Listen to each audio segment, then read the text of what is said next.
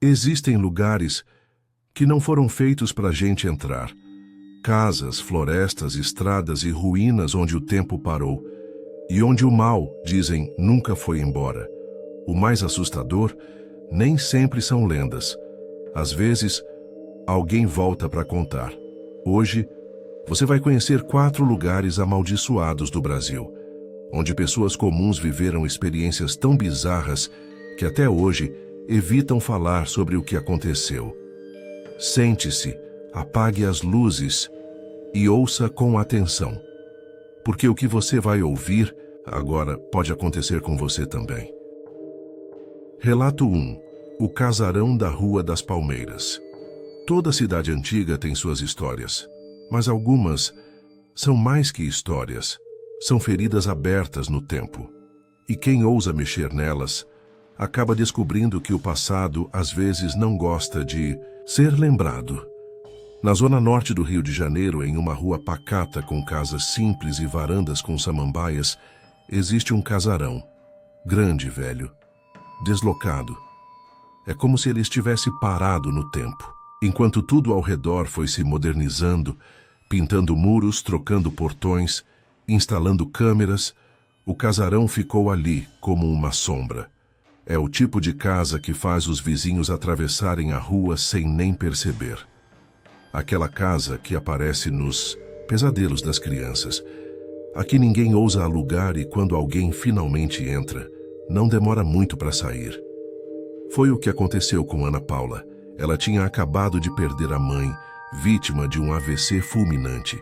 Era filha única, vivia no interior de Minas e, após a perda, decidiu começar de novo em outra cidade. Conseguiu uma transferência no hospital onde trabalhava e, com o pouco que herdou, foi para a capital fluminense tentar recomeçar. O plano era simples: trabalhar, estudar à noite, juntar dinheiro. Tudo que ela queria era paz. E foi aí que encontrou o anúncio: casa ampla, mobiliada, rua silenciosa. Aluguel abaixo do valor, preferência para mulheres sozinhas. Achou estranho, mas o preço falava mais alto. As fotos mostravam cômodos espaçosos, janelas grandes e até um piano antigo na sala. Ela pensou: velha, sim, mas charmosa. E por esse preço, imbatível. O dono morava em São Paulo, tratava tudo por telefone e não parecia interessado em muitos detalhes. Fecharam o negócio em 2 dias. Na quinta-feira, com a mudança num caminhão pequeno, Ana chegou ao casarão da Rua das Palmeiras. Logo de cara, o portão rangeu ao abrir. A tinta do muro estava descascando, havia trepadeiras tomando conta da fachada, e a sensação era de que ninguém morava ali há décadas, mas por dentro, surpreendentemente limpo. Tudo arrumado. Louças antigas organizadas em cristaleiras, cortinas de tecido grosso nas janelas e um cheiro de madeira, antiga misturado com algo que ela não conseguiu identificar. Cheiro de lugar fechado, só isso, ela pensou. Na primeira noite, tudo correu bem. Ela dormiu como uma pedra. Na segunda, ouviu alguns estalos na casa, comuns em estruturas antigas. Mas foi na terceira noite que tudo mudou. Ana acordou às 3h17 da manhã.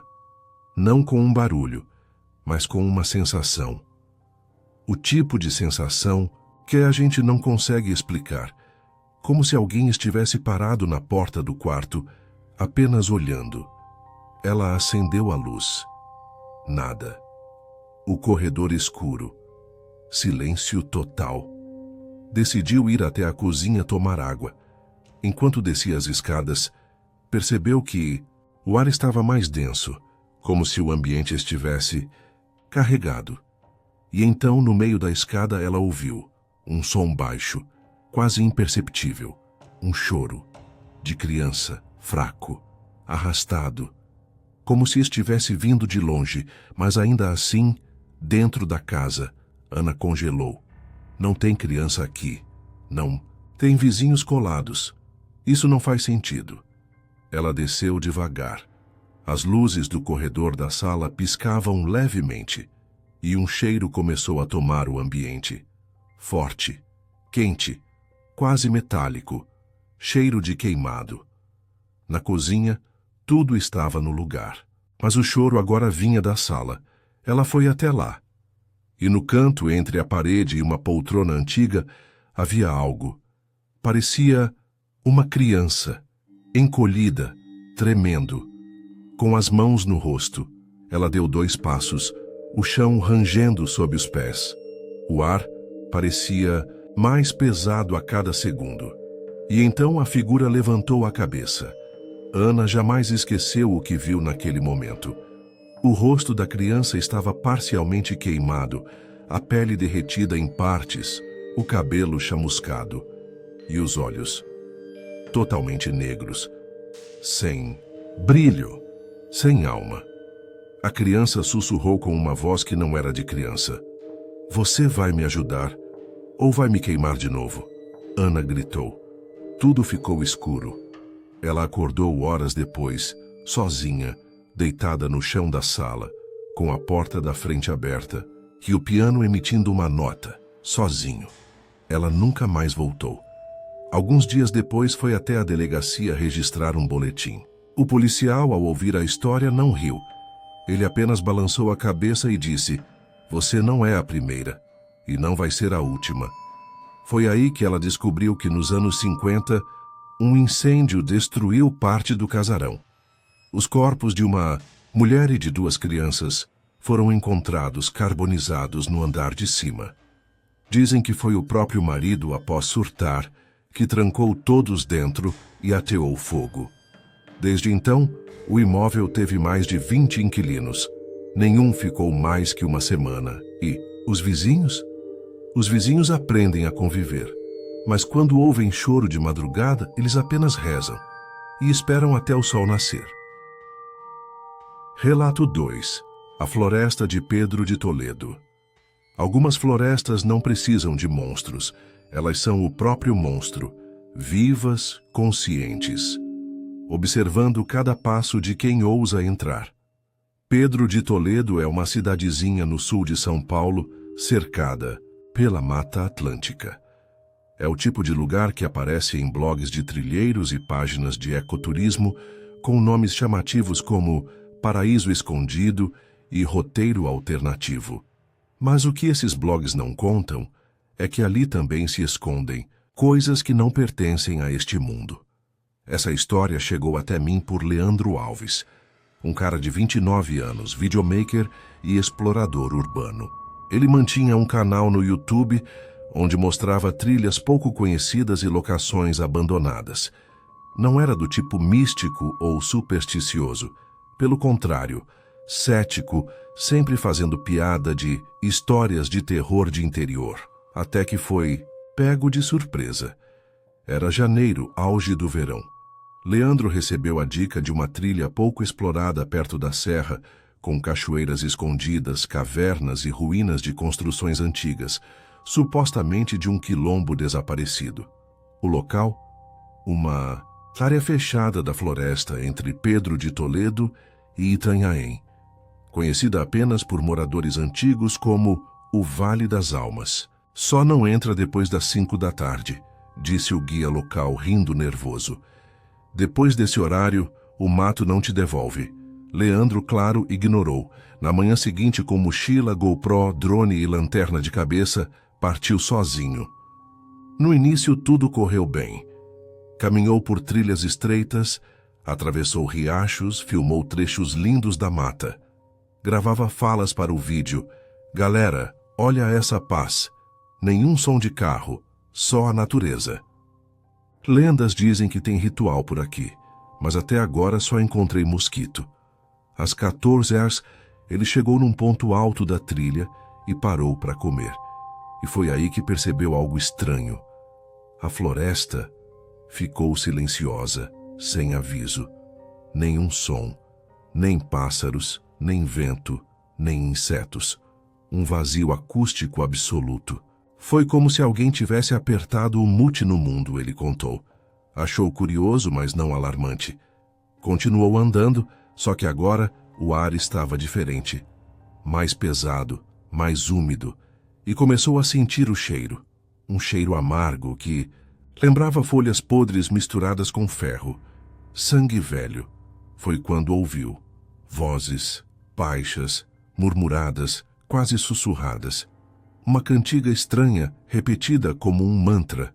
Não era português, também não parecia latim, era primitivo. Pensando que havia esbarrado com algum grupo de religiosos ou até uma seita, desligou o microfone e começou a filmar com cautela, andando entre as árvores. Só que as vozes vinham de todos os lados, em círculos, como se ele estivesse no centro de algo. O GPS travou. A bússola digital girava sem parar. A tela da GoPro ficou preta por 15 segundos. Leandro parou. Respirou fundo. Olhou em volta e então viu. Alguém o observava. Parada entre duas árvores a uns 30 metros de distância, havia uma figura. Alta, magra, com um manto escuro. O rosto coberto por um capuz. Não se movia. Não respirava. Apenas olhava. Leandro chamou. Ei, tudo bem aí? Nada. Deu um passo. A figura recuou e sumiu atrás de uma árvore. Ele correu até o local, mas não havia ninguém, nada, nenhum som, nenhum vestígio. Mas o pior ainda estava por vir. Quando tentou voltar pela trilha de onde tinha vindo, ela não existia mais. O mato havia se fechado. As árvores pareciam diferentes. A luz do sol mal passava pelas copas. A floresta inteira parecia ter mudado de forma, como um labirinto vivo. Durante horas ele andou, tentou abrir caminho, marcar árvores com faca. Mas os arranhões desapareciam e o sol já estava se pondo. Foi quando ele ouviu a segunda coisa mais assustadora do dia. Passos vindo atrás. Pesados, compassados, como se alguém o seguisse há muito tempo e só agora quisesse ser notado.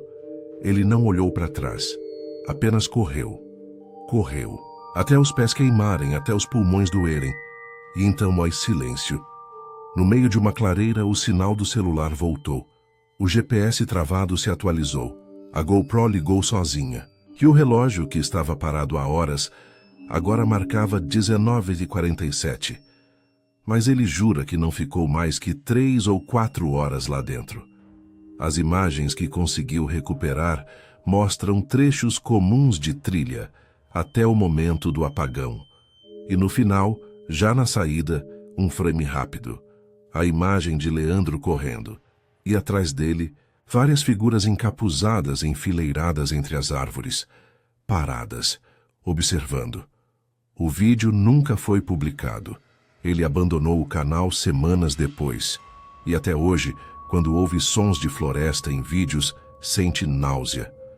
A pior parte, ele me disse, é que, mesmo correndo por horas, eu nunca escutei eles correrem atrás de mim. Eles sempre estavam mais perto do que eu imaginava. Relato 3. A escola abandonada do interior do Ceará. Algumas estruturas não foram feitas para durar. Outras simplesmente não deveriam ter sido erguidas. E quando um lugar começa errado, ele termina manchado. A história de hoje vem do interior do Ceará. Mais especificamente de um distrito rural nos arredores de Canindé, onde a vida segue num ritmo diferente, calmo, parado no tempo, gente simples, casas de tijolo à vista e um calor seco que parece derreter as horas. Lá existe uma escola, ou melhor, o que sobrou de uma. A Escola Municipal Francisco Dantas funcionou entre os anos 70 e o início dos anos 90. Era pequena, com 3 salas de aula, uma biblioteca improvisada e um pátio de terra batida. As crianças da região inteira estudavam ali, mas poucos gostam de lembrar, e ninguém entra naquele terreno desde que os portões foram fechados. Quem contou essa história foi Daniel, um ex-aluno que hoje vive em Fortaleza. Na época ele tinha 12 anos, era um garoto quieto, filho de lavradores, e ia a pé para a escola. Com os irmãos mais novos, lembra com clareza do dia em que tudo mudou. Foi numa terça-feira. Naquela manhã, uma professora substituta chegou à escola, uma mulher chamada Marta, muito branca, sempre de preto, olhos profundos. Os alunos diziam que ela parecia mais doente do que velha. Ela não sorria. E havia algo estranho no jeito como ela observava as crianças, como se não estivesse ali para ensinar, mas para esperar. Nos dias seguintes, começaram os ruídos. Portas se abrindo sozinhas, livros caindo das prateleiras, objetos desaparecendo. E à noite, moradores próximos relatavam ver luzes acesas nas salas, mesmo com o colégio trancado. Uma semana depois, Daniel chegou na escola e viu algo que nunca esqueceu. A porta da sala da professora Marta estava coberta por símbolos riscados com carvão, como desenhos infantis misturados com algo mais antigo. Geometria esquisita, círculos, setas. Olhos, ela saiu da sala com as mãos sujas e apenas disse: "Hoje a aula será diferente." Naquela manhã não teve leitura, não teve matemática. Ela pediu que todas as crianças desenhassem o que viam quando fechavam os olhos. E o que saiu daquelas folhas fez a diretora cancelar as aulas no dia seguinte. Todos os desenhos eram iguais. Uma figura encapuzada, com olhos vazios, e uma mão apontando para cima, onde havia um buraco negro no céu. Ninguém entendeu. Mas naquela noite a escola pegou fogo. Foi um incêndio rápido, mas localizado. A sala da professora Marta ficou em cinzas, o resto da escola intacto. Nenhum corpo foi encontrado. Marta desapareceu. E por decisão da prefeitura, o colégio foi desativado meses depois. Por anos o lugar ficou abandonado. Mato tomou conta. A estrutura desmoronou aos poucos. E a escola virou apenas mais uma ruína no sertão. Até que em 2016, um grupo de adolescentes resolveu gravar um vídeo no local para um canal de exploração urbana. E é aí que a história retorna. Foram 5 jovens. Entraram por um buraco no muro, armados com lanternas, celulares e piadas. Começaram a explorar as salas vazias, rabiscadas, cheias de lixo e poeira. Até que chegaram à biblioteca. Lá dentro, encontraram um caderno antigo com a capa queimada e folhas enegrecidas. Mas uma página no meio ainda era legível. Estava escrita à mão e dizia: "Eles não me deixaram ensinar. Eles só querem que eu convoque. Quando ouvirem o sino, te saiam correndo. Porque depois do terceiro toque, nada mais é humano." Os meninos acharam que era uma pegadinha. Riram, filmaram, mas minutos depois, um sino tocou, alto, arrastado, como se viesse do subsolo. Eles congelaram. E o sino tocou novamente, dessa vez junto de um grito abafado vindo do corredor. Um grito de criança. No vídeo que sobreviveu, é possível ver o momento em que a lanterna de um dos garotos cai no chão e a luz revela, por milésimos de segundo, uma silhueta no teto, se arrastando de cabeça para baixo. O vídeo corta. E só volta com a câmera tremendo do lado de fora da escola, mostrando os jovens correndo pela estrada de terra. Um deles, Letícia, única menina do grupo, ficou em silêncio por semanas. Não falava, não comia, apenas desenhava. E os desenhos eram sempre os mesmos. A sala da escola, crianças sentadas e uma figura negra no quadro, escrevendo com sangue. Hoje os 4 rapazes falam pouco sobre o que aconteceu. Letícia nunca voltou a falar como antes. A família se mudou da cidade e a câmera com as imagens sumiu misteriosamente. O terreno da escola segue vazio. Mas moradores afirmam que, às vezes, nas madrugadas de vento forte, é possível ouvir um sino e, logo depois, um sussurro infantil. "Presente, professora." Relato 4. O hospital abandonado em Minas Gerais. Hospitais são lugares onde a vida e a morte se encaram todos os dias, onde gritos, despedidas e silêncios se acumulam nas paredes. Agora imagine um hospital onde só a morte ficou e onde o silêncio te observa. No alto de uma colina, em uma cidade pequena de Minas Gerais chamada Rio Acima, existe um hospital desativado desde o fim dos anos 90. Ele aparece pouco nos mapas. Não há placa, nem registros públicos completos. A construção, de concreto grosso e janelas estreitas, lembra um sanatório. Mas o povo chama de outra forma: o Hospital do Eco. Dizem que quem fala lá dentro ouve a própria voz respondendo. E nem sempre com as mesmas palavras. Essa história chegou até mim por Jefferson, um ex-segurança noturno que trabalhou no local em 2003, quando a prefeitura cogitou reabrir o espaço como centro de reabilitação. Jefferson aceitou o turno noturno por dinheiro. Era casado, com uma filha recém-nascida e muitas dívidas. Durante o dia, o prédio recebia equipes de limpeza e manutenção. Mas à noite, ele ficava completamente sozinho. Ou pelo menos, deveria. Na primeira semana, tudo correu dentro do esperado. O prédio estava parcialmente limpo, os corredores ainda cheiravam a mofo e produto de faxina, e o gerador dava conta de manter o básico funcionando. Luzes fracas, portas rangendo. Silêncio absoluto. Na segunda semana, vieram os barulhos, portas batendo, cadeiras se arrastando, som de passos em andares vazios. Jefferson, com lanterna em mãos, vasculhava tudo, sempre sem encontrar nada. Achava que era vento, ou alguma falha na estrutura. Até que uma noite, às 2h47, o radiocomunicador chiou sozinho. Uma voz fraca, metálica, repetia: quarto 12, quarto 12, quarto 12. Só que o hospital não tinha quarto. 12 a numeração ia até o 11 e depois saltava para 14. Não havia porta 12, nem sinal de que um dia existiu. Desconfiado, Jefferson voltou no dia seguinte com uma planta baixa do prédio.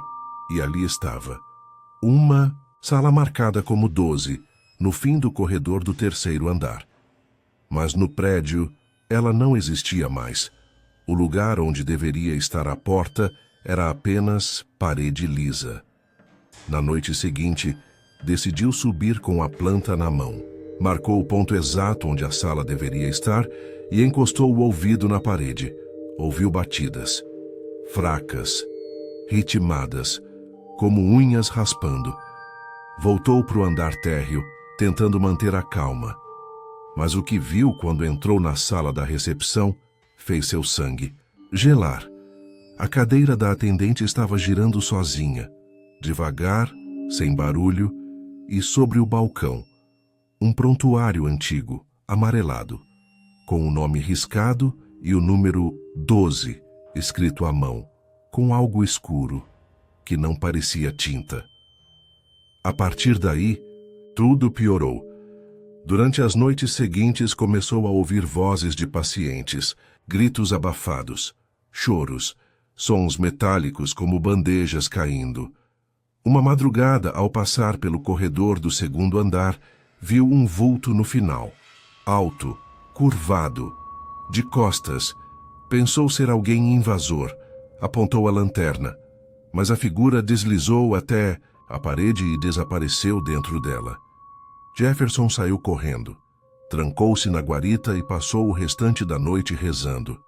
No dia seguinte, pediu demissão, mas antes de ir embora, resolveu deixar uma câmera de filmagem no tripé, apontada para o corredor onde viu o vulto. Programou para gravar sozinha por 4 horas. Nunca mais voltou, mas mandou alguém buscar o cartão de memória uma semana depois.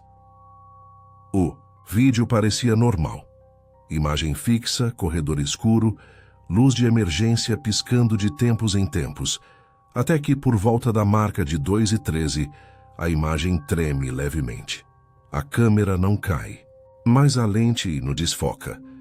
E no fundo do corredor aparece algo, uma figura humana de jaleco, mas sem rosto, parada, inerte.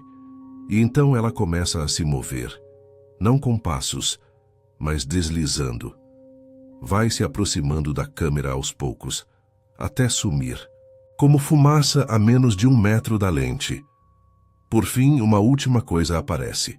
Durante 3 segundos a tela fica preta, e uma palavra aparece em letras brancas borradas. Fique. Até hoje, ninguém sabe quem escreveu aquilo. A prefeitura desistiu da reforma, e desde então o hospital permanece trancado. Mas moradores próximos juram ouvir nas madrugadas mais silenciosas o interfone tocando e vozes dizendo ao fundo: Senhor Jefferson, sua ronda está atrasada. 4 lugares, 4 histórias, 4 cicatrizes abertas no mapa do Brasil. Se são verdadeiras. Isso, quem decide é você. O que eu posso te garantir é que em cada canto desse país, por trás de portões trancados, ruínas cobertas, de mato e corredores em silêncio, ainda existem ecos de algo que não foi embora. E talvez nunca vá. Agora me diz, você teria coragem de visitar algum desses lugares? Comenta aqui embaixo qual dos relatos te deixou mais arrepiado. Se quiser ouvir mais causos como esses, se inscreve porque toda semana tem história nova saindo da escuridão. Até o próximo relato e cuidado por onde anda.